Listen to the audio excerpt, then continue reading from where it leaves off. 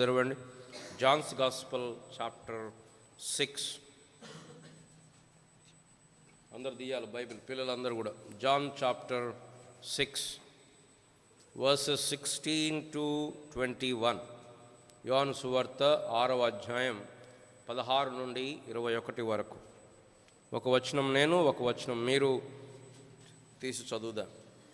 సాయంకాలం అయినప్పుడు ఆయన శిష్యులు సముద్రమునొద్దకు వెళ్ళి దోణి ఎక్కి సముద్రపు టద్దరినున్న కపెర్నహూముకు పోవుచుండిరి.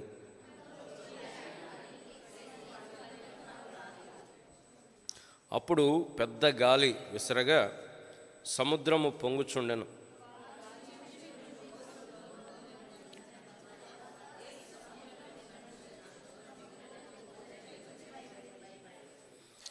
అయితే ఆయన నేనే, భయపడకుడని వారితో చెప్పెను.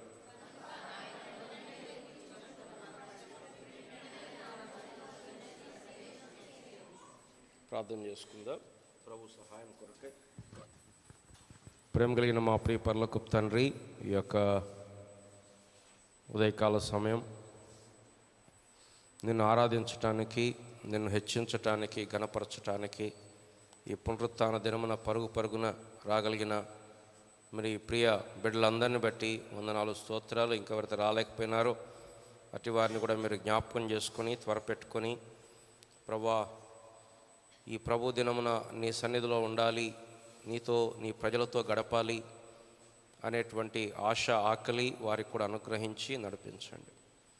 చేరుకుని వచ్చిన మేము ప్రభువా, ఈ సమయంలో దేవుణ్ణి ఆరాధించటానికి, మా ప్రభువును పొగట్టడానికి, మా ప్రభువును పూజించటానికి, మా ప్రభువును హెచ్చించటానికి కావాల్సినటువంటి మనస్సు, కావాల్సిన మాటలు, కావాల్సిన భావోద్వేగాలు, కావాల్సినటువంటి ఆత్మ ప్రేరేపణ మీరు మాకు అనుగ్రహించి నడిపించండి. నీ వాక్య సత్యము చేత మా ఆరాధన నిండి ఉండడానికి కృప చూపించండి, సహాయం చేయండి.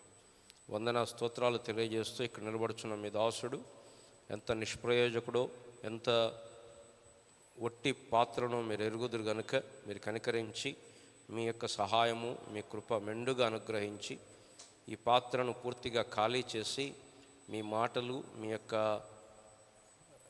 నీ వాక్యమును అనుగ్రహించి నడిపించమని యేసు ప్రభు నామమున ప్రార్థించి అడిగి వేడుకుంటున్నాము తండ్రి, ఆమేన్.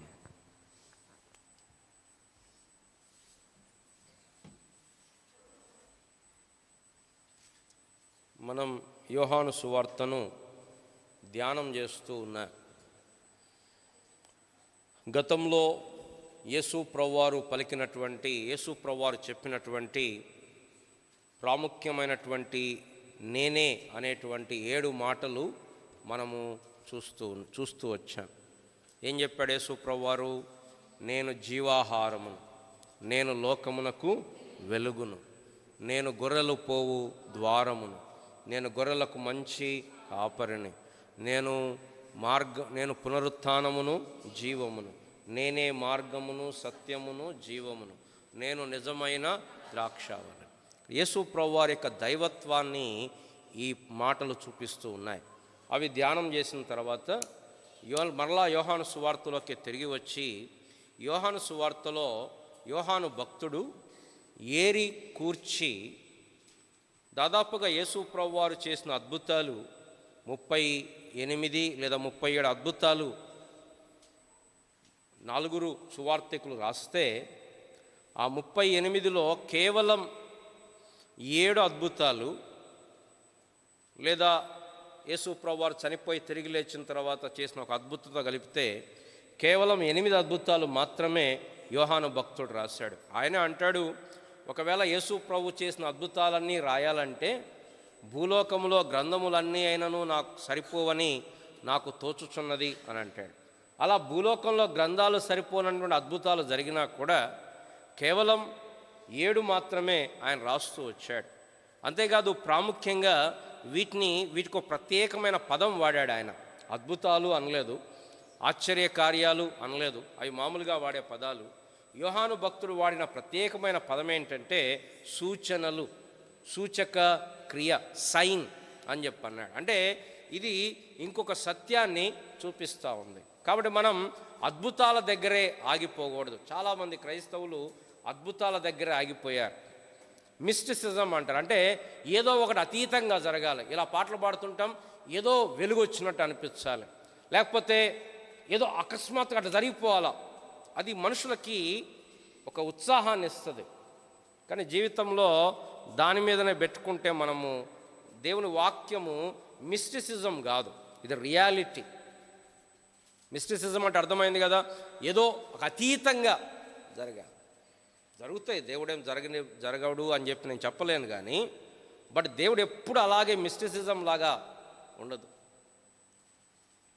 కనుక యేసు ప్రభువారు ఆయన చేసిన అద్భుతాలలో 7 అద్భుతాలు మాత్రమే యోహాను గారు రాసి, ఈ అద్భుతాల వెనకాల ఒక అద్భుతమైనటువంటి సంభాషణ లేదా భావాన్ని మనకు చూపిస్తూ ఉన్నాడు.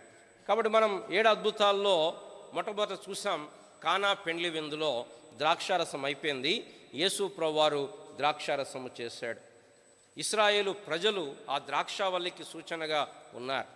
వారి ధర్మశాస్త్రము, ఆ ధర్మశాస్త్ర శుద్ధీకరణానికి సూచనగా 6 రాతి బాణాలు ఉన్నాయి. ఇప్పుడు యేసు ప్రభువారు వాటిలో నీరు పోసి ద్రాక్షారసము చేశాడు. ఇక్కడ యేసు ప్రభువారు నూతనమైన శకమును, నూతనమైనటువంటి యుగమును ఆరంభిస్తున్నాడు ఆయన పరిచర్యతోటి. దాని తర్వాత 2వ సూచన, యేసు ప్రభువారు ఆ ప్రధాని కుమారుణ్ణి బాగు చేయటం మనం చూసాం. 3వది, యేసు ప్రభువారు ఆ బెతెస్దా కోనేరు దగ్గర ఆ యొక్క 38 సంవత్సరాల నుండి వ్యాధి చేత పీడించబడుతున్నటువంటి వ్యక్తిని బాగు చేయటం మనం చూసాం. దాని తర్వాత యేసు ప్రభువారు 5 రొట్టెలు 2 చేపలు అక్కడ కూర్చున్నటువంటి 5,000 మంది పురుషులకు పంచిపెట్టడం మనం గత వారంలో చూసాం. దాన్ని బట్టే మనం ఏ సంభాషణలోకి వచ్చామంటే, పరలోకము నుండి వచ్చిన జీవాహారము నేనే అని చెప్తూ వచ్చాడు.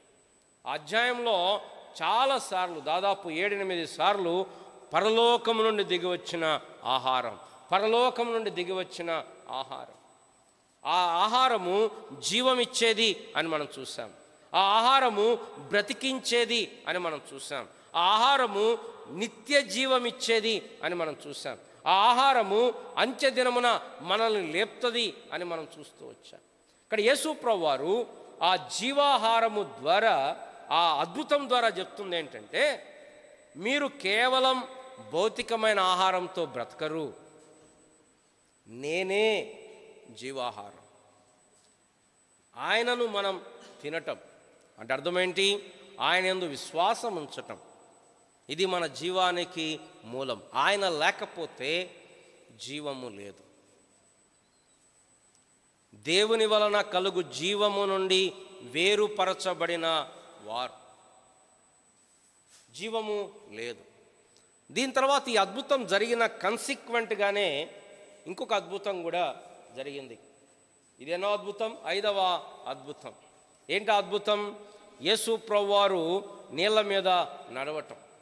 దీని తర్వాత పుట్టుగుడ్డు వాడిని బాగు చేయటం 6వ అద్భుతం. లాజరును లేపటం చేద్దాం. అయితే ఇక్కడ మనం చదివినటువంటి సంఘటనలో మనకు అర్థమయ్యేది ఏంటంటే, యోహాను గారు ఈ సంఘటనని చాలా షార్ట్ చేసేసాడు.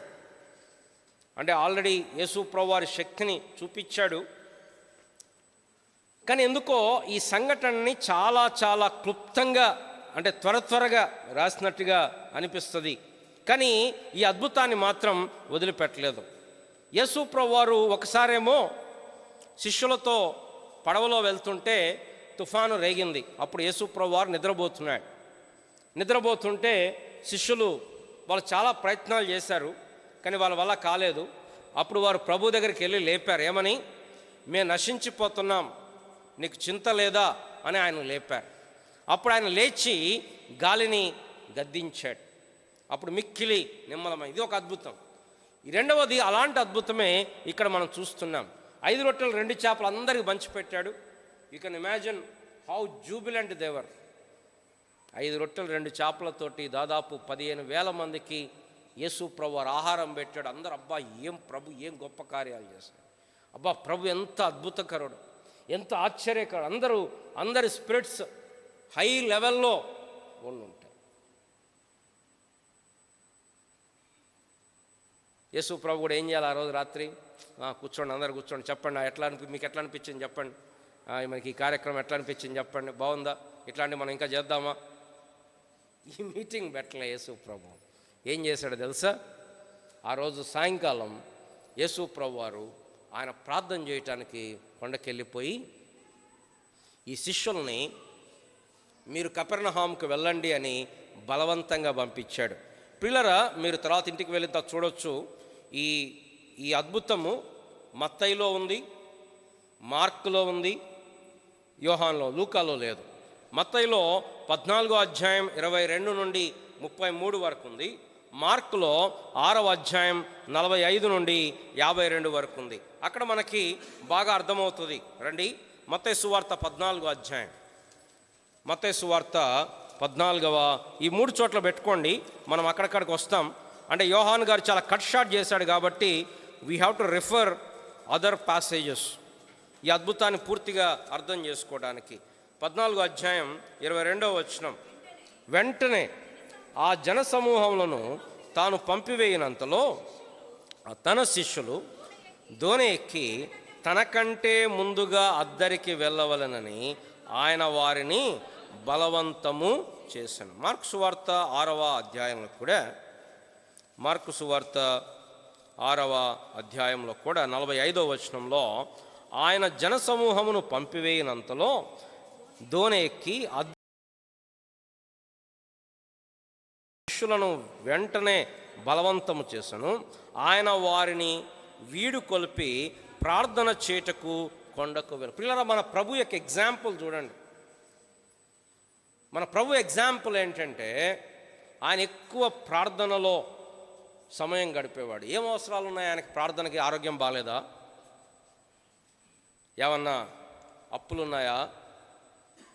లేకపోతే సమస్యలు ఉన్నాయా? కుటుంబంలో ఇబ్బందులు ఉన్నాయా? అదే కదా మనకు ప్రార్థనకు రావాలి అంటే ఎప్పుడు మనం ప్రార్థనలో ఎక్కువ సమయం గడుపుతాం? ఏదో ఒక సమస్య ఉంటే, అనారోగ్యమో లేకపోతే ఇబ్బందో అక్కరతో లేకపోతే ఏదో సమస్య ఉంటే అప్పుడు ప్రార్థనకు మనం పరిగెత్తుకొని వస్తాం, లేదా మనం ప్రార్థనలో ప్రభుతో గడుపుతాం. అన్నీ బాగుంటే ప్రార్థన పెద్దగా రాదు. ఒకరు వచ్చినా కూడా అది ఎలా ఉంటుంది? పైన ఉంటుంది. ఇక్కడ యేసు ప్రభు ఎందుకు ప్రార్థనలో అక్కడ ఏం అవసరం ఉంది ఆయనకి? ఆయన దేవుని కుమారుడు, ఆయనే దేవుడు. కానీ మన ప్రభు ఎలాంటి మాదిరి చూపిస్తున్నాడు అంటే ఒంటరిగా, అందరితో ప్రార్థన చేయాలి నిజమే, కానీ ఒంటరిగా ప్రభుతో ఉండడం ప్రాముఖ్యం. నేటి దినాల్లో మనం లోపించింది అదే. మన క్రైస్తవ జీవితం చాలా బిజీ అయిపోయింది. కానీ క్రైస్తవ జీవితం అంటే పనులు ఒక్కటే కాదు. క్రైస్తవ జీవితం అంటే ప్రభువుతో ఒంటరిగా సమయం గడపటం. సరే, యేసు ప్రభువారు ప్రార్థన చేయడానికి కొండకు వెళ్ళిపోయాడు, వీళ్ళు పడవలో బయలుదేరారు. రండి, ఇక్కడి నుంచి ఈ కథని నేను 2 భాగాలుగా మేము ఉంచాలని కోరుతున్నాను. ఒకటి ద సిట్యుయేషన్, రెండవది ద సొల్యూషన్. ఆ సిట్యుయేషన్ ఏంటంటే వీరు ప్రయాణమై బయలుదేరారు. ఈ ప్రయాణమై బయలుదేరినప్పుడు వాళ్ళు ఎక్కడున్నారు అంటే ఓడ మధ్యలో, సముద్రం మధ్యలో ఉన్నారు. చూడండి, మత్తయి సువార్త 14వ అధ్యాయం 24వ వచనం, 14వ అధ్యాయం 24వ వచనం. అప్పటికి ఆ దోణె దరికి దూరముగా ఉండగా, ఆ దోణి ఎక్కడుంది అంటే దరికి దూరముగా ఉంది. అంటే అద్దరి ఒడ్డు చాలా దూరం ఉంది, ఇంకా ప్రయాణం చేయాలి చాలా. మార్కు సువార్తికుడు అంటాడు 47వ వచనంలో, సాయంకాలమైనప్పుడు ఆ దోణె సముద్రము మధ్య ఉండెను, ఆయన ఒంటరిగా మెట్ట నుండెను. 47వ వచనంలో. కాబట్టి మొట్టమొదటి అంశం సిట్యుయేషన్లో ద ఫస్ట్ థింగ్ ఈజ్ ఆ దోణె ఇంకా చాలా దూరం ప్రయాణం చేయాలా, అద్దరి దగ్గర లేదు, మధ్యలో ఉంది. ఇంకా ఆ ఒడ్డు ఎప్పుడు జారుతామో తెలియదు, మధ్యలో, సముద్రం మధ్యలో ఉన్నారు. ఇది మొట్టమొదటి పరిస్థితి. రెండవ పరిస్థితి ఏంటంటే అప్పటికే చీకటి అయిపోయింది. రండి, మత్తయి సువార్త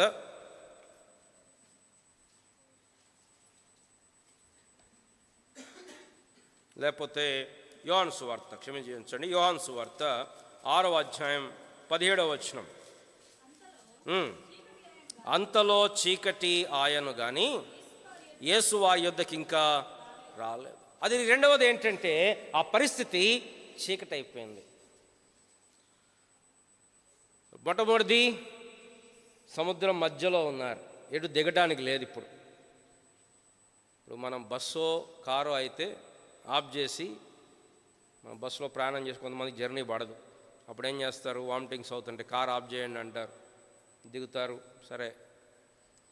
కానీ సముద్రం మధ్యలో పోతుంటే ఎక్కడ ఆఫ్ చేయాలి దాన్ని? ఇంకా ఫ్లైట్లో పోతే ఇంకా అక్కడెక్కడ ఆఫ్ చేస్తారు? ఇదన్నా ఆగొచ్చాము. ఇప్పుడు సముద్రం మధ్యలో ఉన్నాం. మన జీవితం కూడా చాలాసార్లు మధ్యలో ఉంటుంది. ఇంకా ఒడ్డుకు జారలా మనం. ఆ ఒడ్డుకు జారటం అంటే ఇంక వెళ్ళిపోవటమే. అది ఎప్పుడు జరుగుతుందో మనకు తెలియదు. మన జీవితాలన్నీ సముద్రం మధ్య అంధకారమయమైపోయింది, చీకటి అయిపోయింది. వెలుగుంటే కాస్త ఏమైనా కనపడుతుంది. కానీ వారి పరిస్థితి ఏంటంటే వారు రాత్రి ప్రయాణం చేస్తున్నారు, అంధకారం అయిపోయింది, చీకటి అయిపోయింది. దీని తర్వాత అధ్యాయంలో యేసుప్రభు చెప్తాడు, నేను లోకమునకు వెలుగును. దాని కన్సిక్వెంట్ అద్భుతమే గుడ్డివాని కన్నులు బాగు చేయటం. కాబట్టి ఆ మాట మనం అక్కడ ధ్యానం చేద్దాం. ఏది? యేసుప్రభు వారు నేను లోకమునకు వెలుగును అని చెప్పిన మాట. కాబట్టి సిట్యుయేషన్ మనం ఎక్స్ప్లోర్ చేస్తే, మొట్టమొదటిది వారు సముద్రం మధ్యలో ఉన్నారు. ఇటు వెనక్కి రావడానికి లేదు, అటు ముందుకు పోవడానికి లేదు. రెండవది అంధకారం, చీకటి అయిపోయింది. ఇప్పుడంటే ఫ్లడ్ లైట్లు అవన్నీ ఉన్నాయేమో, సముద్రం మధ్యలో అవి కూడా ఉండవు ఇప్పుడైనా కూడా. ఇక ఆ కాలంలో అసలు ఏం లైట్లు ఇవ్వడం. మన దగ్గర అయితే మొబైల్ లైట్లు ఉంటాయి, కరెంటు పోగానే అందరూ మొబైల్ లైట్లు వేస్తారు. అక్కడ వాళ్ళ దగ్గర ఏం లైట్లు లేవు, అంత చీకటి. మూడవది అప్పుడే గాలి మొదలైంది. రండి, యోహాను సువార్త 6వ అధ్యాయం 18వ వచనం. వారు 18వ వచనం, 6:18. అప్పుడు పెద్ద గాలి ఇది మామూలు గాలి కాదు. మంచిగా గాలి వస్తుంది, అబ్బా భలే ప్లెజెంట్గా ఉంది అనుకొని మంచి చక్కని పాటలు పాడుకోవడానికి మామూలు గాలి కాదు, ఇది పెద్ద గాలి. ఇంకో మాటలో చెప్పాలంటే ఇది గాలి తుఫాను లాంటిది ఈ గాలి. అందుకోసమే ఆ గాలి ఏం చేసిందంటే అలలను బాగా లేపుతూ ఉంది, అలలను బాగా లేపుతూ ఉంది. మార్కు సువార్తికుడు అంటాడు, వారికి గాలి ఎదురైనందున అంటాడు. మత్తయి సువార్తికుడు అంటాడు, అప్పటికి ఆ దోణి దరికి దూరముగా ఉండగా గాలి ఎదురైనందున ఏం జరిగిందంటే గాలి చేత అలల చేత కొట్టబడతా ఉన్నారు. చాలాసార్లు మన జీవితం కూడా అలలు ఏం చేస్తుంటాయి? ఒక పెద్ద అల వస్తుంది, కొడుతుంది, ఇక అయిపోతుందా? ఇది సబ్సిడైజ్ కాగానే ఇంకో అల బయలుదేరుతుంది, అది రాగానే ఇంకో అల బయలుదేరు. ఇది మన మానవ జీవితంలో కూడా ఒక్కోసారి అనుకుంటాం, ఇది అయిపోయింది అనుకుంటాం. ఒక శ్రమ వస్తుంది, అయిపోయింది అనుకుంటాం.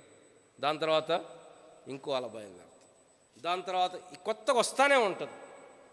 ఎవరు కూడా అయిపోయింది నా జీవితం హ్యాపీ అనగలుగుతారా? ఎవ్వరూ అనలేరు. డబ్బున్నా, చదువున్నా, పేరు ప్రఖ్యాతులున్నా ఎవ్వరు కూడా నా జీవితం ఇక అయిపోయింది, నేను అంత సుఖంగా ఉన్నా. కాకపోతే మనం 10 రూపాయల ఇంజక్షన్ వేయించుకుంటాం, వాళ్ళు 1000 రూపాయల ఇంజక్షన్ వేయించుకోండి. అంతకు మించి అయితే ఇంజక్షన్ అయితే కంపల్సరీ, అంతకుమించి వేరే తేడా ఏమీ లేదు. ఇక్కడ మానవ జీవితం అనేది అలల చేత కొట్టబడతా ఉంది. 3 విషయాలు చెప్పాను మీకు నేను. మొట్టమొదట దోణి మధ్యలో, సముద్రం మధ్యలో ఉంది, ఇది సిట్యుయేషన్. రెండవది అది చీకటి అయిపోయింది, ఏం వెలుగు లేదు, ఎటుపోతున్నారో అర్థం కావట్లేదు. మామూలుగా సముద్రంలోనే, మామూలుగా డే టైంలోనే ఎటుపోతున్నారో అర్థం కాదు. ఇప్పుడు మనకంటే రోడ్డు లెఫ్ట్ తిరుగుదాం, రైట్ తిరుగుదాం, అక్కడ ఒక చెట్టు ఉంటుంది, అక్కడ 2 అంతస్తుల బిల్డింగ్ ఉంటుంది, అక్కడ వాటర్ ట్యాంక్ ఉంటుంది చెప్తాం. ఎక్కడ? రోడ్డు మీద. సముద్రంలో ఏం చెప్పాలా? సముద్రం లెఫ్ట్ రైటు బ్యాకు ఏం చెప్పడానికి లేదు.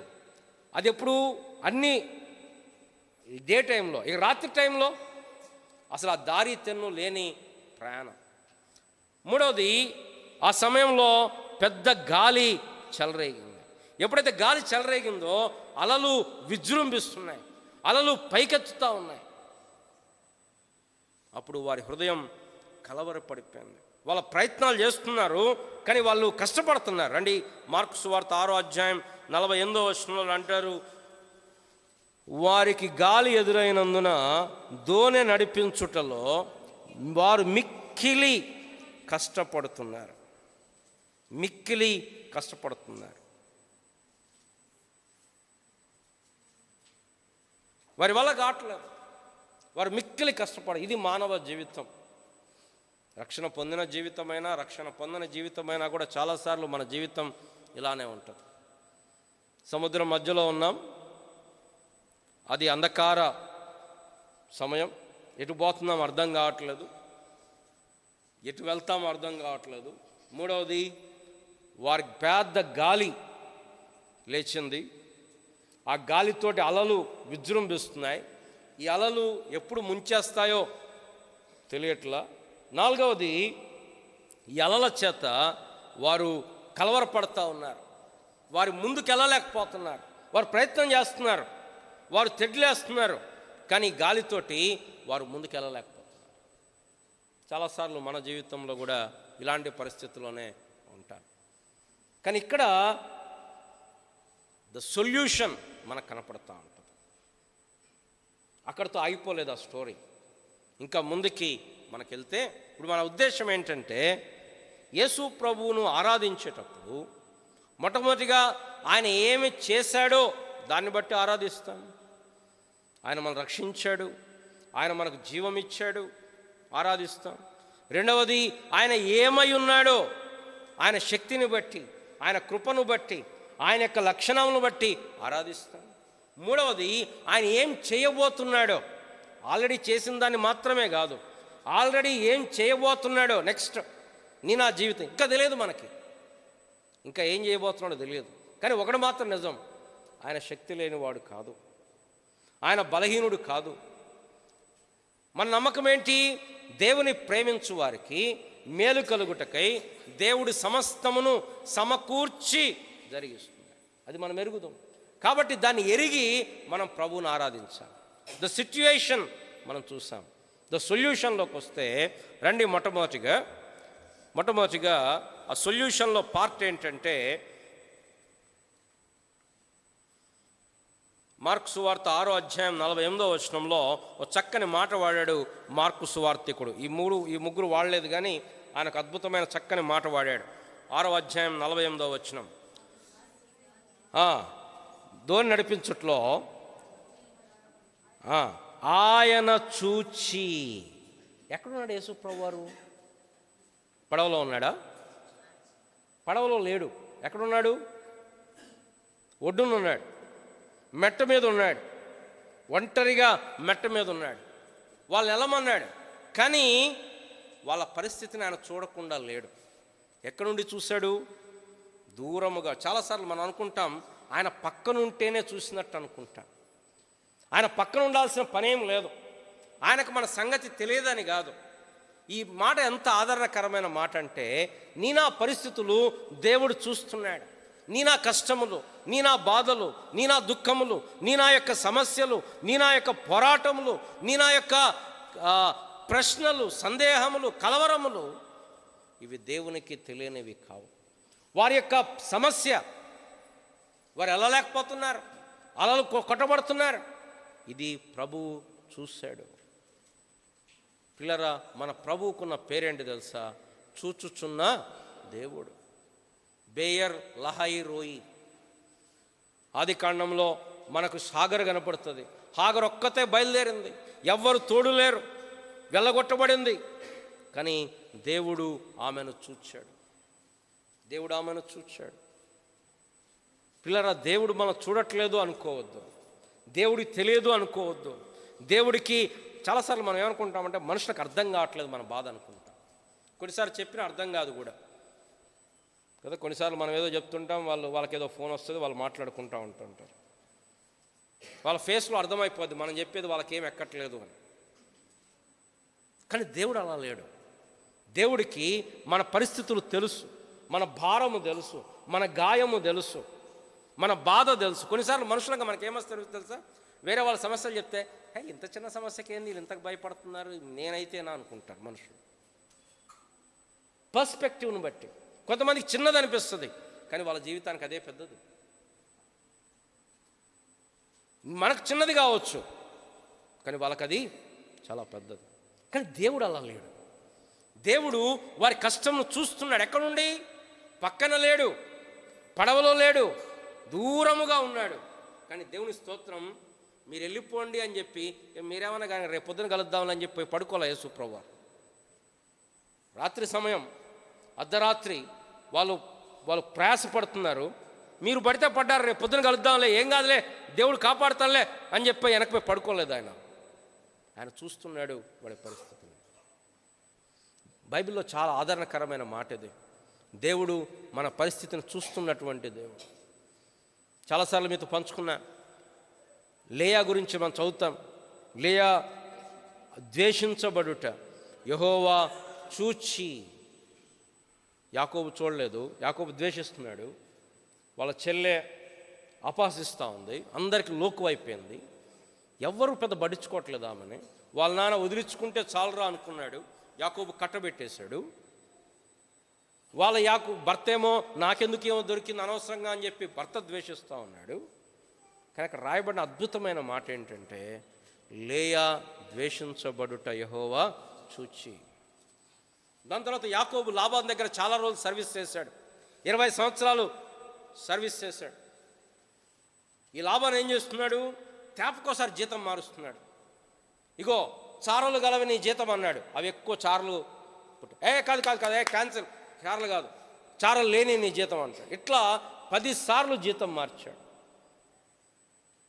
అందుకోసం యాకోబు అంటాడు, నా దేవుడైన యెహోవా నా కష్టమును చూచాడు. రండి, ఆదికాండం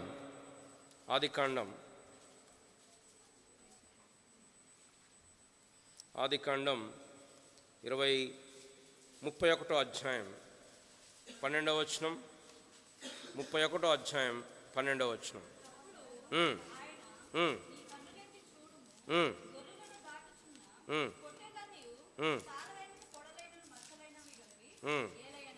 ఏలయనగా లాబాను నీకు చేయుచున్న యావత్తును నేను సూచితును. దేవుడు అంటున్నాడు యాకోబుతో, యాకోబు నాకు అర్థమవుతుంది, నాకు తెలుసు. చాలాసార్లు మనం అనుకుంటాం మన పైన బాస్ మనల్ని ఇబ్బంది పెడుతున్నాడు, మనల్ని మోసం చేస్తున్నాడు. నిజమే, ఈ లోకంలో మనకేం న్యాయం జరగదు. కానీ గుర్తుపెట్టుకోవాల్సిన సత్యం ఏంటంటే, మన దేవుడు చూస్తున్నాడు. యోసేపు అన్నలు యోసేపును అమ్ముతున్నారు, కానీ దేవుడు చూస్తున్నాడు. యాకోబును లాబాను మోసం చేస్తున్నాడు, కానీ దేవుడు చూస్తున్నాడు. దేవుడు చూడకుండా ఏం లేడు. 42వ వచనం, అదే అధ్యాయం 42వ వచనం.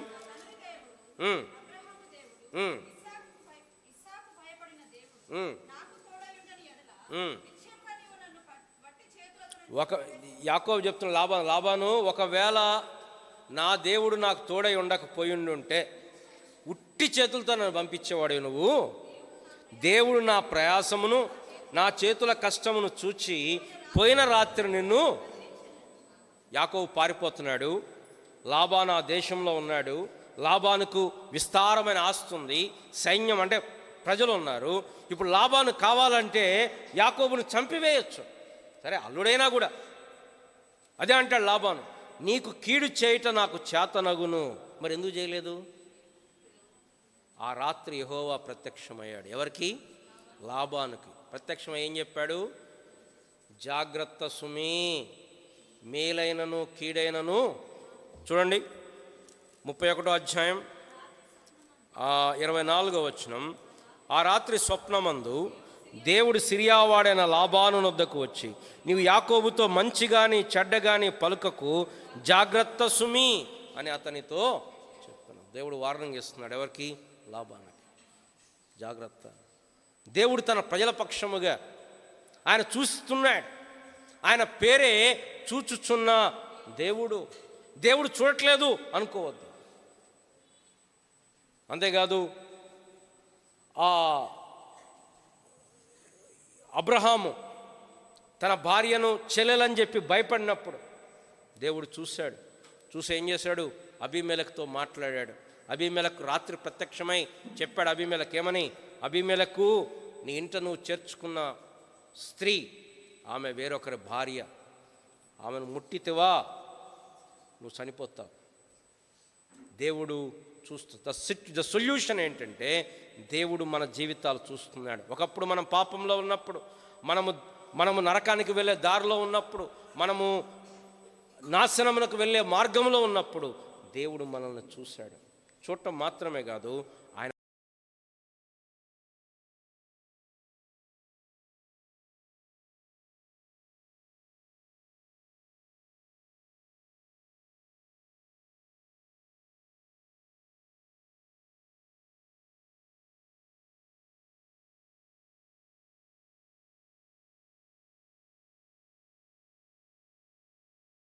మన డాక్టర్ చెప్తే ఒక అర్థం, ఇప్పుడు ఈ టాబ్లెట్ వేసుకో, లేకపోతే ఎమ్మడే మనం వాళ్ళు సగం చెప్తారు, ఎమ్మడే ఇది చేయిపోయావా అంట.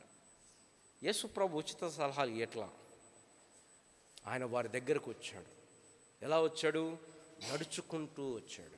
సముద్రం మీద నడుచుకుంటూ వచ్చాడు. నేను అనుకుంటాను, ఒకవేళ వారు తుఫాన్లో కష్టపడకపోయి ఉంటే ప్రభు అలా వచ్చి ఉండేవాడు కాదేమో అనిపిస్తుంది. వారి కష్టమును చూసినప్పుడు, వారి ఇబ్బందిని చూసినప్పుడు ప్రభు దూరంగా ఉండి, ఒడ్డు మీద ఉండి, అలా చేయండి, ఇలా చేయండి, అదే మనమై ఉంటే ఏం చేద్దాం? చూసారా, నేను లేకపోతే మీ పరిస్థితి ఏంటో చూసారా? కాబట్టి నేను వెళ్ళమన్నా కానీ నేను లేకుండా మీరు వెళ్ళొద్దు అలా చెప్పలే యేసు ప్రభు. నువ్వు పలానా రోజు పలానా మాట అన్నావు కాబట్టి ఇప్పుడు ఇట్లా జరిగింది నీకు, ఇట్లా అనలే యేసు ప్రభు. ఆయన నడుచుకుంటూ వారి దగ్గరకు వచ్చాడు. నిర్గమకాండంలో కూడా ఇదే మాట చూస్తాం.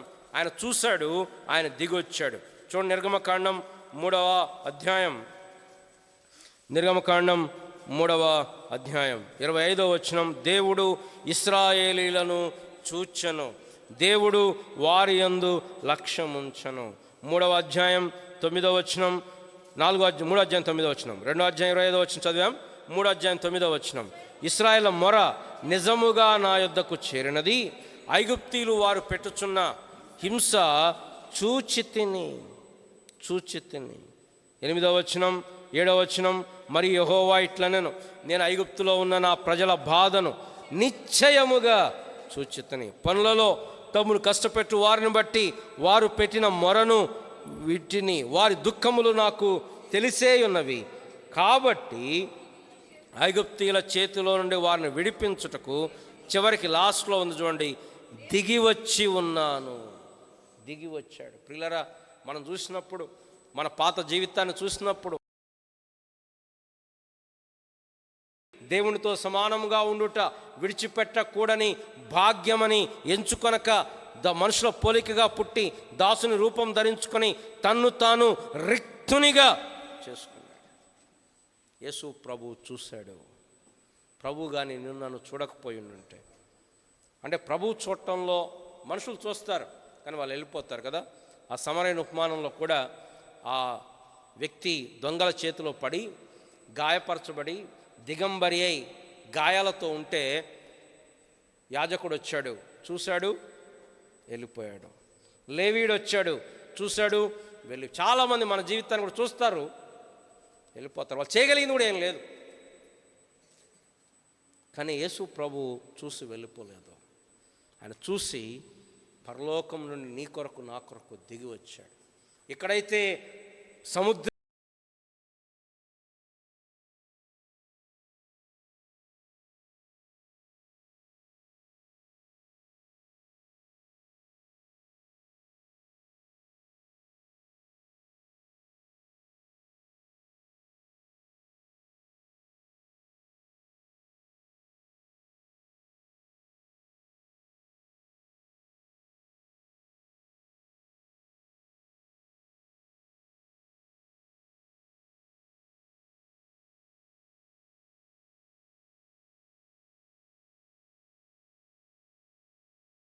ఏమన్నారు?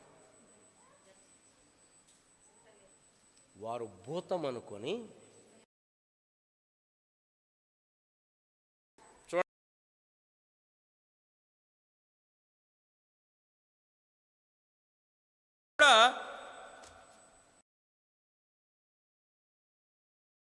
కూడా దయ్యం అనుకునే సందర్భం.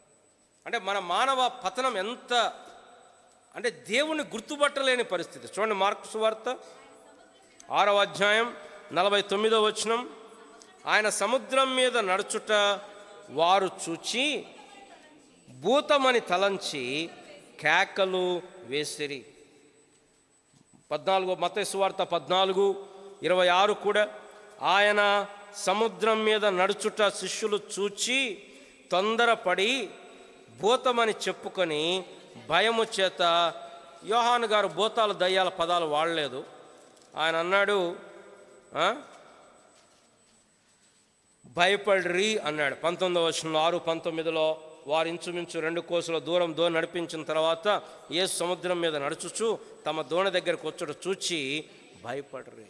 మన మానవ పరిస్థితి ఎంత దయనీయం అంటే ఆఖరికి దేవుడు దగ్గరకు వచ్చినా కూడా ఆ భయం, చాలాసార్లు భయం గొప్ప ప్రమాదం మన జీవితాల్లో. దేవుడి దగ్గరకు వచ్చిన వాళ్ళకి అర్థం కావట్లా. ఏమంటున్నారు? దయ్యం భూతం అంటున్నారు. ఇది మానవుని యొక్క పరిస్థితి. ఒకవేళ మనం ఎవరికైనా హెల్ప్ చేద్దామని పోయాం, వాళ్ళు దయ్యం భూతం అన్నారు, మనం ఏం చేద్దాము? నేను ఎంతగానో హెల్ప్ చేద్దామని నన్ను పట్టుకుని దయ్యం భూతం అని వెళ్ళిపోవాలి కదా. కానీ దేవుడు ఆయన వారితో ఉన్నాడు. ఎప్పుడైతే ప్రభు వచ్చాడో, సరే గాలి అట్లా వేస్తుంది, సముద్రం మీద తుఫాన్ రేగుతూ ఉంది. ఈ లోపల మనకి యోహాన్ గారు రాయలేదు కానీ మత్తయిలో ఆయన రాస్తాడు. పేతురు గారు అన్నాడు, ప్రభువా నిజంగా నువ్వే అయితే, అంటే నమ్మకం లేదు, నువ్వే అయితే నేను కూడా నీళ్ళ మీద నడుస్తాను అన్నాడు. సరే ప్రభు అన్నాడు, నడువు అన్నాడు. దేవుని స్తోత్రం. పేతురు గారి విశ్వాసం ఎంత బలమైందంటే ఆ సముద్రం మధ్యలో, దోణి సముద్రం మధ్యలో ఉందని చూసాం, అంధకారమయమైందని చూసాం, గాలి లేస్తుంది అని చూసాం, తుఫాన్ రేగింది అని చూసాం, అలలు పైకి లేస్తున్నాయని చూసాం. వీటన్నిటి మధ్యలో ఇంకా యేసుప్రభు వచ్చాడు, ఇంకా తుఫాన్ ఆగల, తుఫాన్ అట్లానే ఉంది, గాలి అట్లానే ఉంది. పేతురు దిగాడు. దేంట్లోంచి? పడవలోంచి నీళ్ళలోకి దిగాడు. నడుస్తున్నాడు. అక్కడ రాయబడింది, గాలిని చూచి భయపడి. భయానికి వ్యతిరేక పదం ఏంటంటే విశ్వాసమే. ఆత్మీయ జీవితంలో విశ్వాసం ఉన్న చోట భయం ఉండదు, భయం ఉన్న చోట విశ్వాసం ఉండదు. చాలాసార్లు సాతాను తీసుకొచ్చే ఆయుధం భయం. దానికి యాంటీడోట్ ఏంటి అంటే విశ్వాసం. దేవుని యందు విశ్వాసం. విశ్వసించువాడు కలవరపడడు అని రాయబడుతూ వచ్చింది. విశ్వసించువాడు తొందరపడడు అని రాయబడుతూ వచ్చింది. కనుక మన జీవితంలో వస్తాయి, అలలు వస్తాయి, తుఫాన్లు వస్తాయి, ఇబ్బందులు వస్తాయి, చాలా దయనీయమైన పరిస్థితులు వస్తాయి. ముందుకు వెళ్తామా లేదా అనిపిస్తుంది. కానీ ప్రభు చెప్పిన మాట ఏంటి తెలుసా? నేనే భయపడకుడి. బైబిల్లో దాదాపు 365 సార్లు భయపడకుడి అనే మాట రాయబడుతూ వచ్చింది. ఎందుకు మనం అంత భయపడతామని ప్రభువుకు తెలుసు. మీరు చదవండి, అబ్రహాంతో దేవుడు ప్రత్యక్షమైన మొట్టమొదటి మాట్లాడిన మాట ఏంటి తెలుసా? అబ్రహామా భయపడకుము, నేను నీకు తోడై ఉన్నాను, నేను నీ కేడమును బహుమానము అత్యధికమగును. ఇస్సాకుతో మాట్లాడిన మాట ఏంటి? ఇస్సాకు, నేను నీ తండ్రి దేవుడను, భయపడకు, నేను నీకు తోడై ఉన్నాను. యాకోబుతో మాట్లాడిన మాట ఏంటి? యాకోబు, నేను నీకు తోడై ఉన్నాను, భయపడకు. యోసేపుతో దేవుడు మాట్లాడలా నేరుగా. మోషేతో చెప్పిన మాట, భయపడకు, నేను నీకు తోడుగా ఉన్నాను. యోషువ గ్రంథం 1వ అధ్యాయం, భయపడకుము, నేను నీకు తోడై ఉన్నాను. గిద్యోనుతో చెప్పిన మాట, భయపడకుము, పరాక్రమం గల బలాఢ్యుడా, నేను నీకు తోడై ఉన్నాను. దావీదుతో చెప్పిన మాట, దావీదు, నేను నీకు తోడుగా ఉన్నాను. సొలొమోనుతో చెప్పిన మాట, నేను నీకు తోడుగా ఉన్నాను. మరియతో దేవదూత ప్రత్యక్షమై, దయాప్రాప్తురాలా నీకు శుభము, దేవుడు నీకు తోడై ఉన్నాడు. అంటే అంటే దేవుడు ఆయన ఆశ ఏంటంటే మనకు తోడుగా ఉండాలి అని. భయపడకు, ఎందుకంటే భయాలు వస్తాయని తెలుసు కాబట్టి ప్రభువుకి. వారికి చెప్పిన మాట భయపడకండి. పిల్లరా, నీకు నాకు కూడా దేవుడు ఆయన చెప్పే మాట భయపడి ఏం చేయాలా? ఆయన ఉన్నాడు. సరే, గాలిని చూచి భయపడి మునిగిపోసాగాడు. వెంటనే ప్రభు ఏమన్నాడు? వెంటనే చేయి పట్టుకొని లేపి, అల్ప విశ్వాసి ఎందుకు సందేహపడుతుంది. మన అవిశ్వాసము మనల్ని ప్రమాదంలో పడేస్తుంది. ఎప్పుడైతే ఇది జరిగిందో వారు పడవలోకి వచ్చారు. రండి, మొట్టమొదట వారు పడవలోకి వచ్చారు. 51వ వచనం, మత్తయి సువార్త, మార్కు సువార్త 6వ అధ్యాయం 51వ వచనం. మార్కు సువార్త 6:51. తరువాత గాలి అణిగెను. 14వ అధ్యాయం, మత్తయి సువార్త 14వ అధ్యాయం 32లో కూడా వారు దోణి ఎక్కినప్పుడు గాలి అని. పిల్లరా, ఇక్కడ మనం గమనిస్తే యేసు ప్రభు గాలిని గద్దించలా. అంతకుముందు అద్భుతంలో గాలిని ఏమన్నాడు? మిక్కిలి నిమ్మలమగునుగాక అన్నాడు. కానీ ఇక్కడ యేసు ప్రభు గాలిని గద్దించలా, తుఫాను గద్దించలే. ఆయన వచ్చాడు, మిక్కిలి నిమ్మలమైపోతుంది. పిల్లరా, మన ప్రభువు ఆయన గద్దించాల్సిన పనిలే. ఆయన వస్తే చాలు మన జీవితంలో, ఆయన ఉంటే చాలు మన జీవితంలో. పెద్ద తుఫాన్ అయినా అది దాని సమయంలో అది అణిగిపోతుంది. వారు విభ్రాంతి నొందారు. మత్తయి సువార్తికుడు అంటాడు, చూడండి 33వ వచనం, 6:14-33. వారు దోణి ఎక్కినప్పుడు గాలి అణిగెను. అంతటా దోణిలో ఉన్నవారు వచ్చి, నిజముగా నీవు దేవుని కుమారుడవని చెప్పి ఆయనకు మొక్కిరి. ఈ సంఘటన ఏం చేసిందంటే వాళ్ళు ఆరాధించేటట్లు చేసింది. పిల్లరా, నీ నా జీవితంలో కూడా మన ప్రభువు మన జీవితంలో తుఫాన్లన్నిటినీ కూడా ఆయన అణచగల సమర్థుడు. ఆయన మన జీవితంలో ఉన్నాడు కాబట్టి ఎందుకు మనం ఆరాధించాలా? తుఫాన్ ఆగిపోయిందని కాదు, ఆల్రెడీ పరలోకాన్ని విడిచిపెట్టి నీ కొరకు నా కొరకు వచ్చిన యేసు ప్రభు వారు మన జీవిత తుఫాన్లను ఎందుకు ఆనపడు? ఆయన సమయం వచ్చినప్పుడు వాటిని వచ్చుతాడు. ఆయన మనకు తోడుగా ఉన్నాడు. భయపడకు అని చెప్పాడు. తగిన సమయంలో దాన్ని అణుచుతాడు. దాన్ని బట్టి మనం ప్రభువును స్తుతించవచ్చు. వాళ్ళు ఏమైనా ఆరాధిస్తున్నారు? నిజముగా నీవు దేవుని. అంతకుముందు తుఫాన్ ఆపినప్పుడు వాళ్ళు అనుకున్నారు, ఈయన ఎవరో, గాలి సముద్రము ఈయన చెప్తే లోబడుతున్నాయే, ఈయన ఎవరో అనుకున్నారు. కానీ ఇప్పుడు వాళ్ళు అనుకుంటున్నారు, ఈయన నిజముగా. యోహాను భక్తుని ఉద్దేశం కూడా అదే కదా. ఎందుకు రాశాడు అద్భుతాలది? మీరు యేసు దేవుని కుమారుడైన క్రీస్తు అని నమ్మునట్లును, నమ్మి ఆయన నామమందు జీవము పొందునట్లును ఈ సంగతులు. కాబట్టి ఈ అద్భుతం రాయటం వెనకాల ఉద్దేశం ఏంటంటే ఆయన దేవుని కుమారుడు. అంతేకాదు, అక్కడ చిన్న మాట మిగిలింది, అది చూసి మనం ముగిచ్చేద్దాం. యోహాను భక్తుడు రాస్తున్నాడు ఆ మాట. చదవండి, లాస్ట్ వచనం, అక్కడ 21వ వచనం. ఆయనను దోణి మీద ఎక్కించుకుంటకు వారు ఇష్టపడరి. వెంటనే ఆ దోణి వారు వెళ్ళుచున్న ప్రదేశమునకు వెంటనే ఆ గమ్యమునకు చేరింది. యేసు ప్రభు లేకపోతే మన జీవితాలు గమ్యానికి చేరలేవు. ఆయన గనక మన పడవలో ఉంటే మనం ఎక్కడికి వెళ్ళాలో అక్కడికి చేరతాం. కాబట్టి తుఫాన్లు వస్తాయి, ఇబ్బందులు వస్తాయి, కానీ గుర్తుపెట్టుకోండి, ఇవేవి కూడా మన గమ్యాన్ని మార్చలేవు. కారణం, యేసు ప్రభు మన జీవితంలో ఉన్నాడు. రక్షణ పొందిన మనకు ధైర్యం ఏంటంటే తుఫాన్లు వస్తాయి, ఇబ్బందులు వస్తాయి, కష్టములు వస్తాయి, అసలు ఇక ముందుకు వెళ్ళలేమేమో అనిపిస్తుంది, మునిగిపోతామేమో అనిపిస్తుంది, ఇంత పెద్ద తుఫాను ఎప్పుడు అణిగిపోతుందో అనిపిస్తుంది. కానీ దేవుని స్తోత్రం, ఇవేవి కూడా మన గమ్యాన్ని మార్చలేవు. కారణం ఏంటి? మన ప్రభువు మనకు తోడుగా ఉన్నాడు. వెంటనే వారు వెళ్ళాల్సిన చోటికి చేరుతూ వచ్చింది. ఇలాంటి సిట్యుయేషన్నే కీర్తనల గ్రంథంలో ఆ కీర్తనాకారుడు వివరిస్తుంటాడు. రండి, అది చదివి మనం ఆరాధనలోకి వెళ్దాం. కీర్తనల గ్రంథం 107వ అధ్యాయం కీర్తన గ్రంథం 107వ అధ్యాయం 23వ వచనం. చాలాసార్లు మన జీవితంలో కూడా ఇది నిజమనిపిస్తుంది. అందరం కలిసి చదువుదాం. ఓడలెక్కి సముద్ర ప్రయాణము చేయువారు, మహాజలముల మీద సంచరించుచు వ్యాపారము చేయువారు యెహోవా కార్యములను, సముద్రంలో ఆయన చేయ అద్భుతములను చూచిరి. ఆయన సెలవీయగా దాని తరంగములను పైకెత్తను. వారు ఆకాశం వరకు ఎక్కుచు అగాధములకు దిగుచునుండిరి. శ్రమ చేత వారి ప్రాణము కరిగిపోయాను. మత్తులైన వారు ముందుకు వెనుకకు దొర్లుచు ఇటు అటు తూలుచుండిరి. వారు ఎటు తోచకయుండిరి. శ్రమకు తాళలేక వారు యెహోవాకు మొరపెట్టిరి. ఆయన వారి ఆపదలలో నుండి వారిని, ఆయన తుఫాను ఆపివేయగా దాని తరంగములు అణిగిపోయాను. అవి నిమ్మలమైనవని వారు సంతోషించిరి.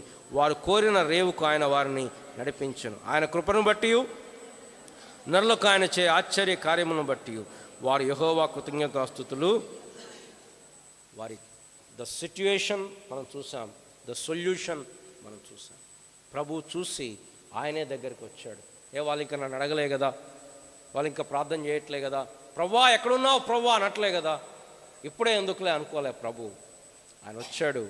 ఆయన రాగానే వారి పరిస్థితి మారిపోతూ వచ్చింది. కానీ నా జీవితంలో కూడా మనం గతంలో జ్ఞాపకం చేసుకున్నప్పుడు, మనం పాపంలో ఉన్నప్పుడు ప్రభు పరలోకాన్ని విడిచిపెట్టి మన కొరకు వచ్చి ఆ కలువరి శిలువ మీద ఆయన ప్రాణమును నీ కొరకు నా కొరకు ధారపోసాడు. ఇప్పుడు మనకున్న నమ్మకం ఏంటంటే ప్రాణమే ఇచ్చినవాడు ఆయనతో పాటు సమస్తమును మనకెందుకు అనుగ్రహించాడు. ఈ తలంపులతో మనం ఆరాధనలోకి వెళ్దాం. మనతో లేచిన బడి ఒక పాట పాడుకుందాం.